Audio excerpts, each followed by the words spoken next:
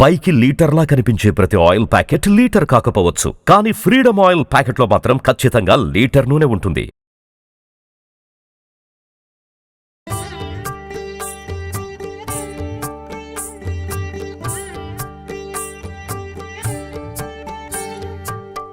నమస్కారం.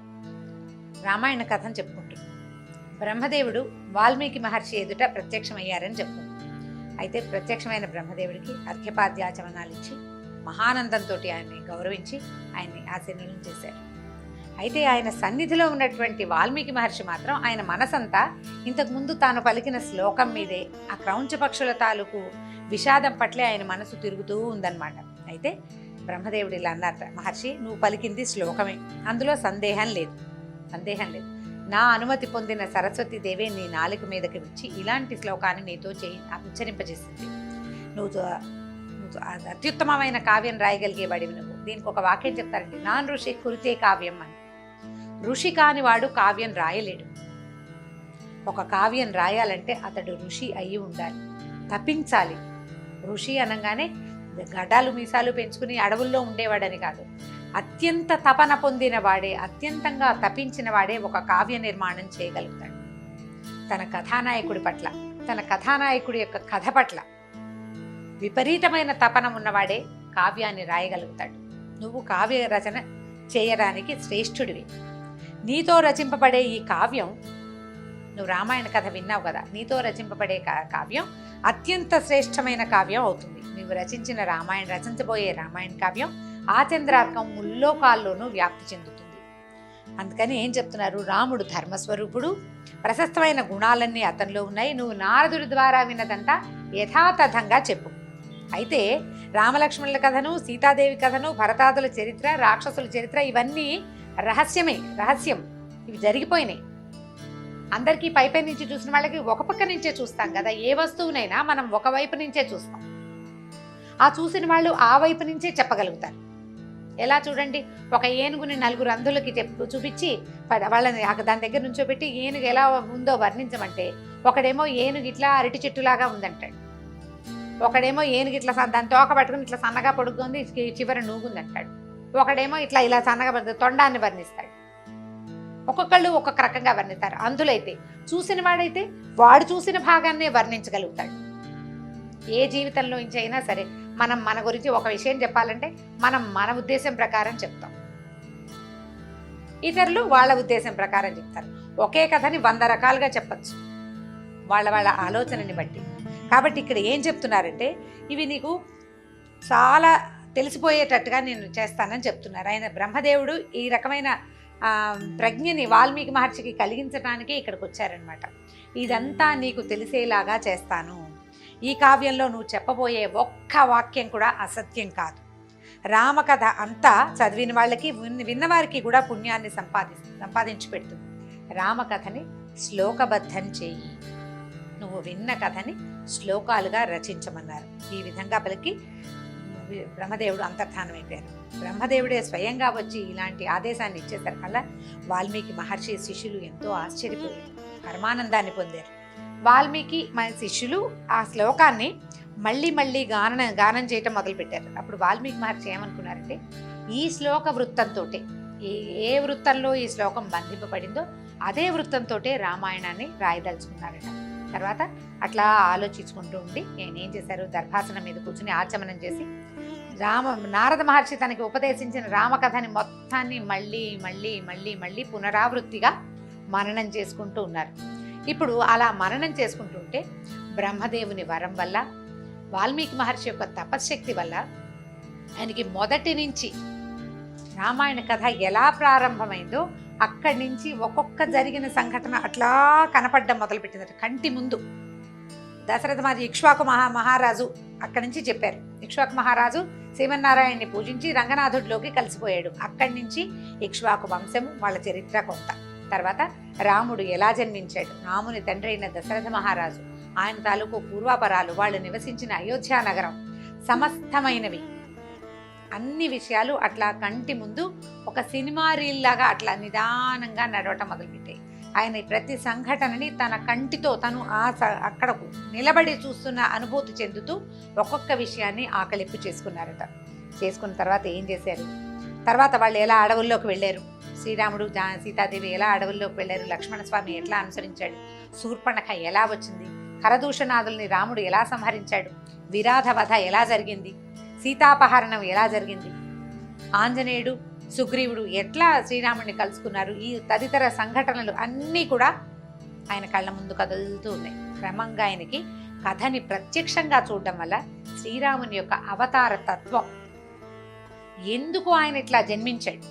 ఇప్పుడు మనం ఒక కథ వినంగానే కథానాయకుడి క్యారెక్టర్ ఏమిటి, అతని తత్వం ఏమిటి అనేది మనకు తెలుస్తుంది.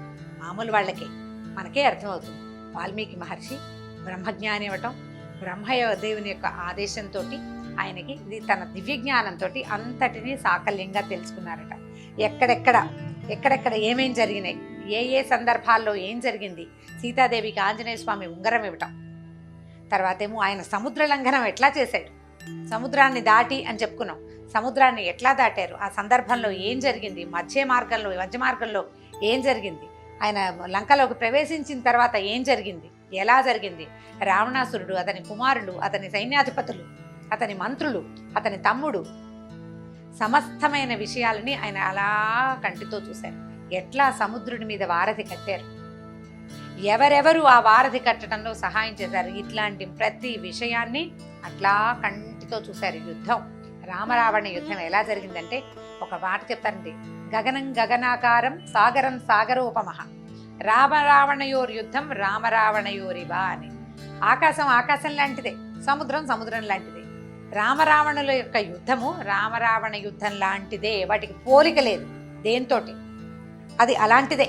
అలాంటి విషయాన్ని ఈయన సాకల్యంగా ఎలాంటి బాణాలు వేశారు, ఏ బాణాలు వేశారు, దేనివల్ల ఎలాంటిది జరిగింది, ప్రతిక్రియగా అవతల వాళ్ళు ఏం చేశారు, మాయాయుద్ధం ఎలా జరిగింది, రాక్షసులు మానవులు యుద్ధం చేసేటప్పుడు మానవులు శక్తిని నమ్ముకుంటారు, రాక్షసులు మాయోపాయాన్ని నమ్ముతారు. వాళ్ళకి కొంత మంత్రశక్తి ఉంటుంది, చీకటి పడితే వాళ్ళ బలం పెరిగిపోతుంది. రాక్షసులు రాత్రిపూట మాయాయుద్ధం చేస్తారు, మాయావులుగా ఉంటారు.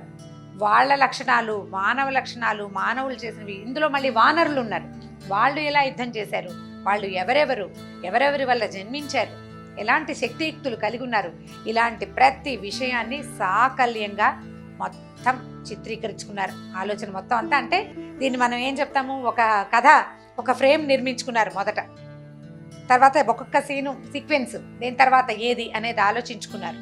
ఆ తర్వాత చివరికి మళ్ళీ రాముడు వెనక్కి రావడము, రామరాజ్య స్థాపన జరగటం, ఆయన చక్రవర్తిగా సార్వభౌముడుగా పట్టాభిషేకం చేసుకోవటం, తర్వాత సీతాని పరిత్యజించి ఆమెను మళ్ళీ అడవులకు పంపటం మొదలైన విషయాలన్నీ కూడా మొత్తం సాకల్యంగా మనసులో చిత్రీకరించుకున్నారట. చిత్రీకరించుకున్న తర్వాత ఈయన ఏం చేశారు, ఇప్పుడు ఈయన మన వాల్మీకి భగవదంశ సంభూతుడు, లేకపోతే ఆయనకి ఇది రాసే అవకాశం వచ్చి ఉండేదే కాదు. ఆయన్ని రామచరిత్రకి సమర్థుడిని బ్రహ్మదేవుడే ఎంపిక చేశాడు. వాల్మీకి పూర్వం కావ్యమే లేదు, అప్రయత్నంగా తన నోట్లోంచి వచ్చిన ఒక వాక్యం, ఒక శ్లోకం వలె ఉందే అని ఆలోచించారు ఆ వాక్యాన్ని. అది శ్లోకమని, అందులోని ఆ శ్లోకబద్ధంగా చేసినట్టుగానే అది ఎట్లా శ్లోకబద్ధం చేసేవో నీ కోపాన్ని, అదేవిధంగా రామకథని రాయమని బ్రహ్మదేవుడే స్వయంగా ఆజ్ఞాపించటం, కూడా స్వయంగా ఆదేశించటం, స్వయంగా చెప్పటం, అనుమతి ఇవ్వటమే కదా, ధైర్యం చెప్పటం, నువ్వు రాయగలవు, నీకు కనపడుతుంది, నువ్వు చెప్పిందంతా నిజమే అవుతుంది అని బ్రహ్మదేవుడే స్వయంగా చెప్పటం వల్ల ఈయన ఆ రోజుల్లోనే, అంటే రామరాజ్యం నందు జీవిస్తూనే రామచరిత్రని కావ్యంగా రాశాడు. ఈ రామచరిత్రని 7 కాండలు, అంటే మామూలుగా 6 కాండలు చెప్తా, ఉత్తరకాండ కూడా ఉందన్నమాట. 6 కాండలు ప్లస్ ఉత్తరకాండ 6 అనమాట. 500 సర్గలు 24,000 శ్లోకాలతోటి కూడి ఉండేటట్టుగా దీన్ని రచించారు. రామకథ పూర్తయింది. అయితే అప్పుడు రామాయణమని, సీతాచరితమని, పౌలస్త్యుడు అంటే ఈ రావణాసురుణ్ణి పౌలస్త్యుడు అంటారు. పులస్త్య బ్రహ్మ తాలూకు సంతానం కాబట్టి వధ అని ఈ పేర్లతోటి చెప్పుకునేవాళ్ళట. అయితే ఈయన ఏం చేశారు, దీన్ని ఏదో ఒక నామం, ఈ 3 ఒక పేరు పెట్టాలనుకున్నారు. ఈ రామకథని శ్రావ్యంగా గానం చేయటానికి వీలుగా ఉంది. కథ శ్లోకాలు ఉన్నాయి, చక్కగా చదువుకోవచ్చు. నేను మొదటి శ్లోకం చదివాను చూడండి. తపస్వాధ్యాయ నిరతం తపస్వి వాగ్విదాంబరం. ఎంత చక్కగా ఉంది. అలా చదువుకోవడానికి వీలుగా మొత్తం రామాయణ శ్లోకాలన్నీ ఇదే బాణిలో చదువుకోవచ్చండి. మొత్తం శ్లోకాలు ఒకటి కూడా అటు ఇటుగా పోదు, ఇదే బాణిలో చదువుకోవచ్చు. కాబట్టి ఎవరు దీనిని గానం చేయటానికి సమర్థులో అని ఆలోచిస్తూ ఉండగా ఈ వాల్మీకి మహర్షి ఆశ్రమంలోనే ఉన్నటువంటి ఆశ్రమవాసులైనటువంటి లవకుశులు అనే బాలుడిద్దరు ఈయన దగ్గరికి వచ్చారు. మేము ఆ కథని పాడతామని అన్నారు. ఈ లవకుశులిద్దరు బాలుడు, చిన్నపిల్లలు, 10 సంవత్సరాలు 9 సంవత్సరాల వయసు ఉంటుంది. ఆశ్రమంలోనే విద్యాభ్యాసం చేస్తున్నారు. సాంగంగా వేదాన్ని చక్కగా అధ్యయనం చేసేశారు. చక్కటి సంగీత జ్ఞానం ఉంది. వాళ్ళు ఏం చేశారంటే ఈ గ్రంథాన్ని పాడటం మొదలుపెట్టారు, శ్లోకాలు పాడడం మొదలుపెట్టారనమాట. అయితే సాహిత్యపరంగా అందులో ఉన్న భాషార్థాలు, అంటే ఇప్పుడు సాహిత్యమే కదా ఇదంతా, ఒట్టి కథగా చెప్పుకుంటే 10 వాక్యాల్లో చెప్పుకుంటాం. అదే శ్లోకబద్ధం చేసి మొత్తం సందర్భంగా ఆ సమయానికి ఎలాంటి ఋతువు ఉంది, రోజులు ఎలా ఉన్నాయి, చెట్లు ఎలా పుష్పించాయి, లతలు తీగలు ఎలా అడవిలో అల్లుకున్నాయి, ఎలా అయోధ్య నగరం అందంగా వర్ణించబడిందో, సముద్ర తీరాన్ని ఎట్లా వర్ణించారు, ఇదంతా వర్ణనలతోటి సాహిత్యపరంగా ఇది పెద్ద కావ్యం అయిపోయింది. బ్రీఫ్ సంక్షేపంగా చిన్న కథ కాదు, బాగా పెద్దది. అయితే దీన్ని వీళ్ళు ఏం చేశారంటే అందులో ఉన్న భాషార్థాలు, భావ గాంభీర్యము, దానికి సంగీత కౌశల్యాన్ని, వాళ్ళ తాలూకు కుశలత ఉంది సంగీతంలో, దాన్ని జోడించి చక్కగా పాడడం మొదలుపెట్టారు. ఈ కథలో, ఈ రామాయణంలో ఎలాంటి భావాలు ఉన్నాయి? శృంగారము, హాస్యము, కరుణ, రౌద్ర, వీర, భయానక, బీభత్స, అద్భుత రసాలు, నవరసాలు ఉన్నటువంటి, అంటే శాంతరసమే ప్రధాన రసం ఇందులో. కానీ ఇన్ని రసాలు ఉన్నాయి, ఒక్కొక్క చోట ఒక్కొక్కటి. కొన్ని వధలు, కొన్ని మరణాలు జరిగినాయి కదా, వధలు జరిగినాయి. సీతారాములు అన్యోన్యంగా తిరిగిన సంఘటనలు చాలా ఉన్నాయి. కొన్ని వధలు, కొన్ని బీభత్సకరమైన దృశ్యాలు, అవన్నీ ఉన్నాయి. ఇలా ఇన్ని రసాలతోటి మేళవించి అత్యద్భుతంగా పాడేవాళ్ళట. ఇది అపూర్వమైనటువంటి సంగీతంతో అసలు అది వింటుంటేనే పరమానందం కలిగేదన్నమాట. వీళ్ళు ఏం చేశారంటే ఇంకా బాగా పాడడానికి గురువుగారి దగ్గర నుంచి మెలకువలు తెలుసుకుని చిన్న వీణలు వాయిస్తూ చక్కగా ఆ పాటను పాడుతుండేవాళ్ళు. వీళ్ళు ఏం చేశారు, కొంతమంది ఋషీశ్వర్ల ఎదురుగుండా కావ్యగానాన్ని చేశారు. వాళ్ళంతా చాలా సంతోషించారు. ఆ కథ విని ఆనంద బాష్పాలు రాల్చారు. రామకథలోకి మమేకమైపోయారు. వాళ్ళు ఏం చేశారంటే పిల్లలకి ఎన్నో బహుమతులు ఇచ్చి ఎంతో మెచ్చుకున్నారు. క్రమంగా ఎలా చెప్పడం మొదలుపెట్టారంటే ఈ రామాయణం, వాల్మీకి మహర్షి రాసినటువంటి రామాయణం ఆయుష్ని వృద్ధి పొందించేది గాను, చెవులకి ఇంపైనది గాను, పుష్టికరంగాను, చెవులకి ఇంపైనది ఉండేసరికి ఈ కుశలవల్ని విపరీతంగా పొగిడేవాళ్ళట. అంతా చాలా బాగుందని వీళ్ళిద్దరిని ఈ రామాయణ కథాగానం చేస్తూ ఊళ్ళు తిరగటం మొదలుపెట్టారనమాట. ఇలాంటి సందర్భంలో రాముడే స్వయంగా ఈ కథాగానాన్ని విన్నారట.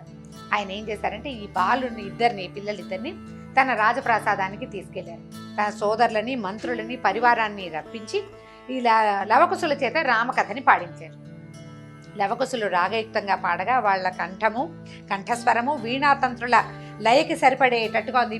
చిన్న పిల్లలు అయ్యేసరికల్లా కంఠాలు మృదువుగా ఉంటాయి.